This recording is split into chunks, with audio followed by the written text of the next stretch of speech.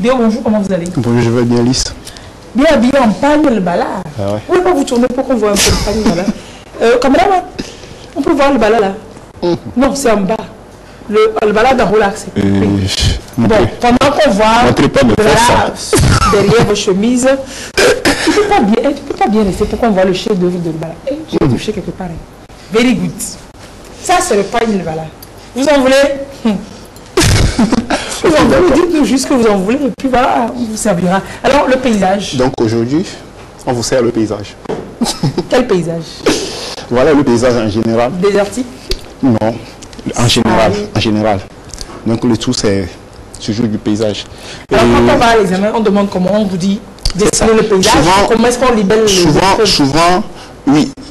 Tout à coup, tu vois sur l'épreuve, il y a portrait, il y a paysage, il y a les sujets qui sont... On met juste paysage. Oui, on met paysage. Et tu le sais en même temps. Et la première des choses à faire, c'est d'abord de tourner le papier en format paysage avant de commencer ton dessin. C'est-à-dire... Bon, on suppose que c'est ça le papier. Le dessin devrait passer d'une largeur à l'autre. Donc là, si on me voit c'est le format portrait. Bon, voilà. Là, c'est le format portrait. C'est ça. Et ça, c'est le format paysage. Oui. Portrait, paysage. Donc, si à l'examen, pour l'épreuve de dessin, on vous demande de dessiner le paysage, oui, vous tournez votre papier comme ça. C'est ça. Donc, vous dessinez dessus comme ça.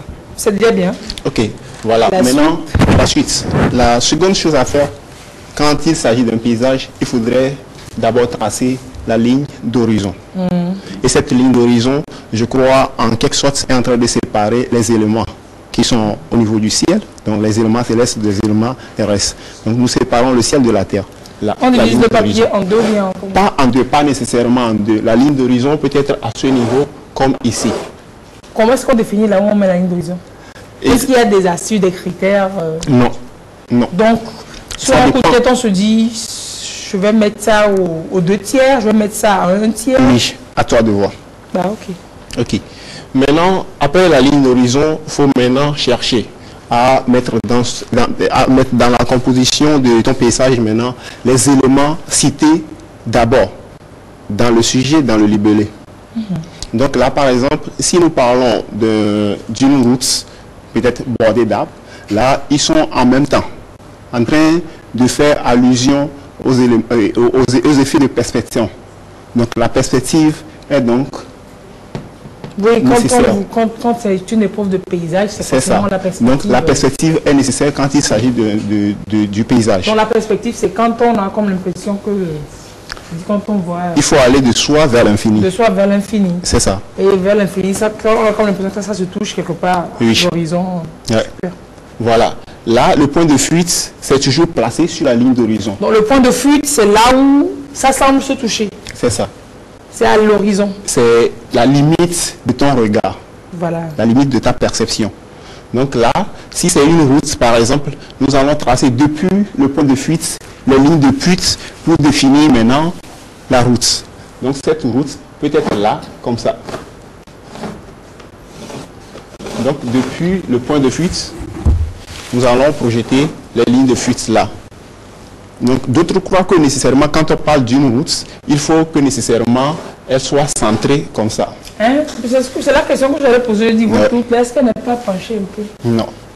Donc ça peut être comme vous avez fait là. C'est ça. Bon.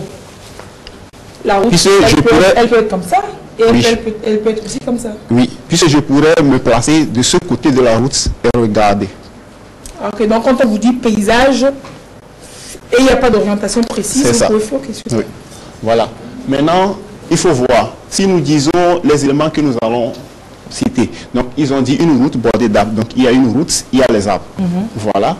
Je vais essayer de mettre les arbres au bord de la route, mais en les cadrant toujours avec des lignes de fuite. Là, comme ça. Là, là. Donc, ce sont les limites des troncs de ces arbres-là que je suis en train de cadrer. Est-ce qu'il y a des dimensions à respecter? Il n'y a pas de dimension, à toi de voir. Ok. Là, ça devient compliqué. Quelqu'un d'autre... Quand il y a une dimension là... Quelqu'un d'autre pourrait limiter le tronc de ces arbres ici. Bon, ça dépend donc de la taille de la personne qui regarde, c'est ça? ça dépend du résultat auquel tu voudrais aboutir. Si nous limitons les arbres, le tronc, ici par exemple... En deçà de la ligne d'horizon? Oui, c'est possible. Ok. Tout comme on peut le faire, on peut le mettre au-delà de la ligne d'horizon. Donc là... Mais ce qui peut être simple, oui, allez-y. C'est ça, là nous pouvons maintenant mettre les feuilles ici, qui pourront dépasser la ligne d'horizon.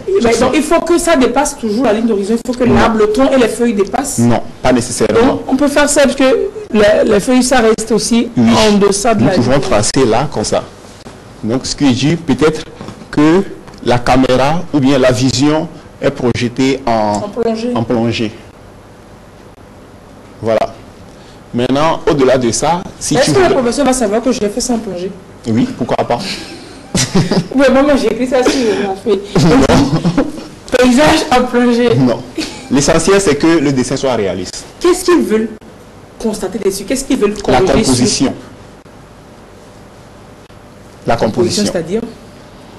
Qu'est-ce qu'ils corrigent? Parce que là il faut qu'on sait ce qu'ils veulent corriger pour agir dessus. Est-ce que c'est l'horizon qu'ils veulent corriger?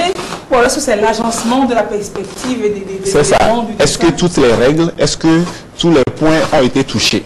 Donc, retouchez-nous tous les points pour qu'on voit. Nous avons la ligne d'horizon, nous avons le point de fuite et les lignes de fuite. Les lignes de fuite. J'avais entendu. Voilà, là par exemple, on pourrait demander, dans un paysage, on pourrait demander une maison entourée d'arbres. Ce n'est pas nécessairement des sujets qui vont toucher la perspective en même temps. Mais dans ton dessin, puisque c'est un paysage, il faudrait que toi-même tu essaies de ressortir la perspective dans tout ça. Mais s'il demande une maison entourée d'arbres, c'est que je suis sûr que je n'ai pas le point. Regardez. Alors moi, est-ce que vous me disiez... Là, j'ai tracé la ligne d'horizon. Oui. Maintenant, ce qui veut dire que ma maison, je ne pourrais pas la placer là. C'est le ciel. Maintenant, la maison est posée ici. Avec son toit? C'est ça. Tout le toit, le toit peut être au-dessus. Ok. Le toit peut dépasser là. Mais le sommet et la base, c'est ici. Je dessine ma maison là. Comme ça. Voilà. Je pourrais placer le toit là, comme ça. Mais j'ai facilement comme ça, rapidement. Voilà. Maintenant, si je voudrais que mon dessin soit vraiment réaliste, il faudrait que j'applique la perspective à cette maison. Et comment on applique cette perspective voilà. à la maison? Je peux placer un point de fuite, je peux retracer une autre ligne d'horizon là, juste pour la maison. Donc je place un point de fuite là et j'agis sur ma maison. Bon, supposons que j'ai compris, mais c'est... Ici par exemple, une maison en perspective. Oui. Là j'ai tracé les lignes de fuite. Ça sert à quoi les lignes de fuite? C'est pour cadrer, c'est pour mettre, c'est pour que la maison, l'élément demeure.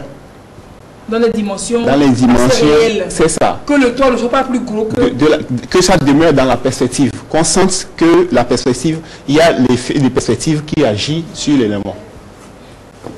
Là, par exemple, nous avons dessiné une forme cubique, là, comme ça.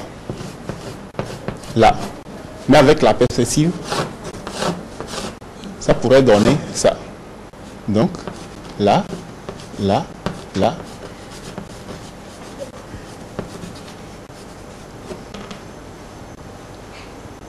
Nous allons voir la différence entre les deux.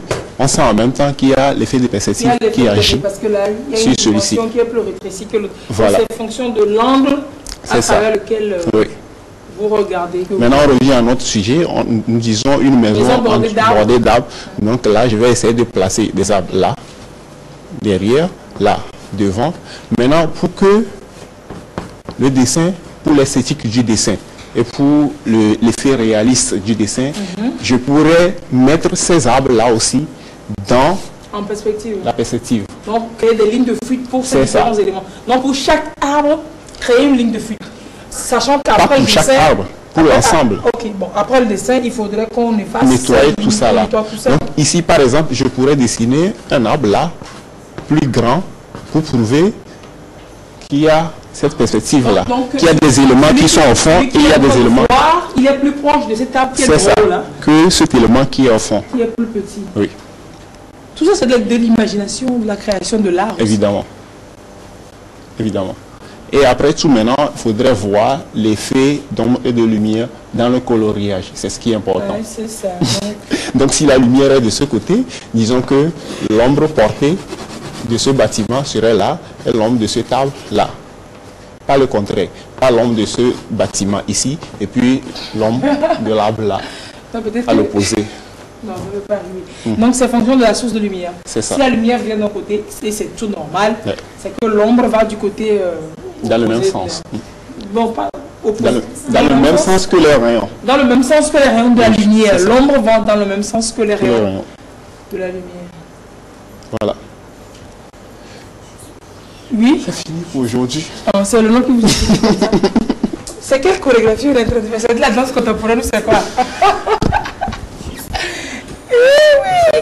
Il faut que Déo aille travailler à la prospective avec... Voilà. Oui, puisque vous parlez de perspective de foot. Il y a quelqu'un qui dit il faut que vous allez travailler à la prospective. Merci. Avec M. Nouboupo. Bonjour, professeur Kakou. Nouboupo qui nous suit régulièrement.